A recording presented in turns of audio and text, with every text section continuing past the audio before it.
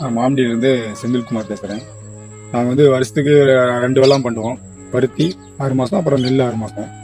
இப்போ வந்து பருத்தி இந்த டைமில் வந்து மாசியில் போட்டு இப்போ பருத்தி தான் இந்த சீசன். இப்போ எல்லாம் இப்போ 2-3 ரகம் இருக்குது. இதில் இப்போ நான் போட்டிருக்கிறது வந்து பிடிங்கிற ரகம் போட்டிருக்கிறேன்.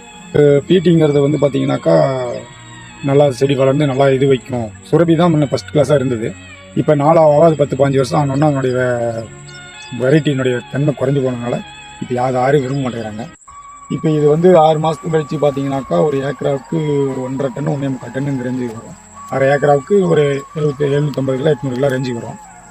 இது அறுவடை செய்கிறது நஷ்டம் வருதுனாக்கா பொதுவாகவே எந்த விவசாயத்துக்குமே மழை பெய்யணும். மழை பெஞ்சாதான் விவசாயம் நல்லா செலுத்தி வரும். எவ்வளோ தண்ணி செல்வாக்கு இருந்தாலும் நம்ம ஆர்கானிக் முறையில் பண்ணாலும் உரம் வச்சாலும் மருந்தடித்தாலும் மழை பெய்யலனாக்கா செடி எந்திரிக்காது. இந்த டைமில் பார்த்தீங்கன்னா எல்லா காட்டிலையுமே செடி வந்து ரொம்ப தாமியாக தான் இருக்குது. செடி வளர்ச்சி குறைஞ்சிருச்சு.